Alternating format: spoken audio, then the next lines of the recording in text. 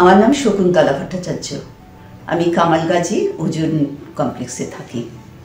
আমার অ্যাক্সিডেন্টালি গত 25শে নভেম্বর আমি পড়ে গিয়ে আমার ওই নেক ফিমার বোনটা ভেঙে যায়।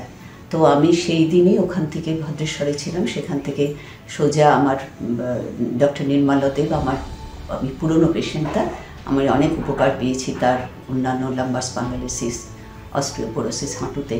তা আমি সেই ডাক্তারের সঙ্গেই কন্ট্যাক্ট করি। ডাক্তারও সোজা আমাকে আমরিতে নিয়ে আসেন, মুকুন্দপুর আমরিতে আমাকে এখানে এনে অ্যাডমিট করিয়ে দেন। আর সেদিন সব টেস্ট হয়ে আমার 27 তারিখ অপারেশন হয়।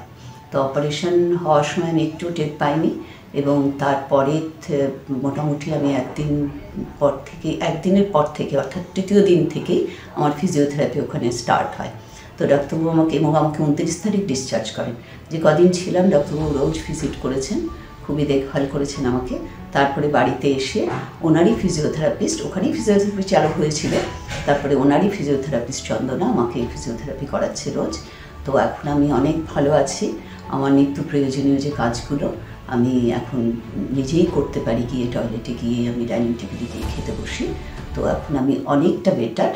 তো আমি ডাক্তারবাবুকে অনেক ধন্যবাদ জানাই যে এত বড় একটা অপারেশনের হাত থেকে আমাকে এইভাবে যে আস্তে আস্তে রিকভারির দিকে এগিয়ে নিয়ে যাচ্ছেন।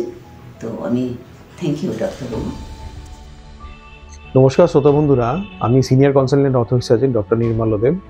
আসুন আজকে একটা কেস নিয়ে আলোচনা করি। সেটা হচ্ছে একটা পেশেন্টের, senior patient, close to 70 years of age, female patient. উনি পড়ে গেছিলেন বাড়িতে। পড়ে যাওয়ার পরে ওনার হিপ জয়েন্টে নেক অফ ফিমার ফ্র্যাকচার হয়ে যায়। আমাকে ওরা ফোন করে, পুরো বাড়ি আমার পেশেন্ট আর কি, সবাই রিলেটিভরা সবাই আমার পেশেন্ট আর কি। ফোন করে আমি ওনাদের হসপিটালে আসতে বলি। সেখানে এক্সরে করে দেখি যে নেক অফ ফিমার ফ্র্যাকচার হয়ে গেছে এবং উনি ব্যথায় কষ্ট পাচ্ছেন। তো যাকে নেসেসারি সব রিহ্যাবিলিটেশন করার পরে, সমস্ত ওষুধ দেওয়ার পরে, ওনাকে স্টেবিলাইজ করার পরে, তারপর সমস্ত ইনভেস্টিগেশন করার পরে আমরা অপারেশন করি খুব শর্ট নোটিসে। 24 ঘন্টা বাদেই অপারেশন করে দিই পেশেন্টকে ফিটনেস করে দেওয়ার পরে ইমিডিয়েটলি যেটা হয় আর কি, পেশেন্টের অ্যানাস্থেসিয়াটা খুব ভালো হয়। তো পেন রিলিফটা পেশেন্টের খুব ভালো থাকে। পেন একটা বড় ফ্যাক্টর, কারণ পেন যদি হতেই থাকে কনস্ট্যান্টলি, কারণ পেশেন্ট খুব ডিস্টার্ব করে ফিজিক্যালি, সাইকোলজিক্যালি, মেন্টালি আর কি। তো এই জিনিসগুলো আমরা খুব টেক কেয়ার অফ করি।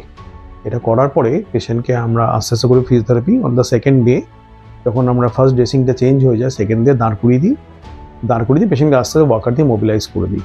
তাতে দুটো এফেক্ট হয়। একটা হচ্ছে, ধরুন একটা ফ্র্যাকচার নেক ফিমার হয়ে গেছে, সেখানে পেশেন্ট যে আবার নিজের পায়ে দাঁড়াতে পারছে, এটা বিশাল বড় ব্যাপার। সেখানে হচ্ছে হাঁটতে যদি পারে, দাঁড়াতে যদি পারে, একটা সাইকোলজিক্যাল বুস্ট হয়, মেন্টাল স্ট্রেংথ আসে। আর তার সঙ্গে যে মেডিকেল কন্ডিশনসগুলো হয়, মানে ধরুন বিছানায় যে শুয়ে থাকে তাহলে বেড সোর হতে পারে, ইউরিন ইনফেকশন হতে পারে, সোডিয়াম পটাশিয়াম যে অসুবিধা, ইমব্যালেন্স তৈরি হয়, সেই সব জিনিসগুলো হতে পারে।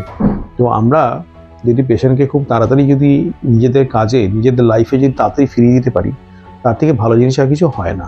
তাহলে একটা আমরা মেডিকেল কমপ্লিকেশনসগুলো প্রিভেন্ট করলাম। সেকেন্ড হচ্ছে, পেশেন্টকে আমরা আগের মতন লাইফে তাহলে ফিরিয়ে দিলাম।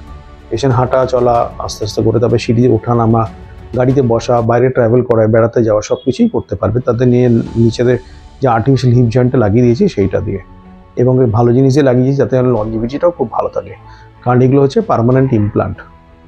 তো এগুলো দিয়ে আমরা যেটা করি, পেশেন্ট খুব তাড়াতাড়ি সুস্থ করে দিই। তাহলে পেশেন্টটা নিজের লাইফে ব্যাক করে যেতে পারবে এবং নর্মাল লাইফ লিড করতে পারবে। উইথ সাম মাইনর রেস্ট্রিকশনস আছে, সেগুলো মেনে চলে আর কি। তো আপনারা সাবসিকুয়েন্ট ভিডিওতে ওনার ফিডব্যাকগুলো দেখতে পারবেন এবং ওনার যে এক্সট্রা ডিটেলস বা নেসেসারি সেগুলো পুট করে দেওয়া হবে আপনাদের দেখানোর জন্য। তো যদি এরকম যদি কোনো ইমার্জেন্সি হয়ে যায়, আপনাদের বাড়িতে পড়ে গেল, ফ্র্যাকচার হয়ে গেল, তো প্রথম প্রশ্নটা মাথায় আসে যে আমি কি আদৌ সেকেন্ড টাইম ভালো করে দাঁড়িয়ে হাঁটতে পারবো? এইসব প্রশ্নগুলো ন্যাচারালি মাথায় আসে। চিন্তাভাবনা নানা রকম হয় আর কি, নেগেটিভ চিন্তাভাবনা।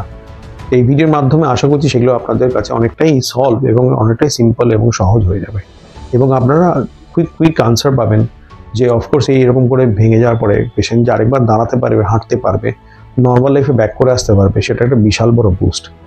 আপনার ভিডিওটা দেখুন এবং লাইক এবং শেয়ার করুন, তাতে যাদের প্রয়োজন তারাও দেখতে পারবে, তারাও ওদের উপকারিতা নিতে পারবে। তো আসুন, এই শর্ট মেসেজই আজকে আমি আমার ভিডিওটা এখানে সমাপ্ত করলাম। যদি কোনো আপনাদের প্রশ্ন থাকে, আমার হেল্পলাইন নাম্বারগুলো দেওয়াই থাকবে, সেখানে প্রশ্ন করতে পারেন। আমরা সেগুলো যথাসাধ্য হেল্প করার চেষ্টা করবো আর কি। আর যদি কোনো কমেন্টস দিতে চান, নিশ্চয়ই দেবেন আপনারা।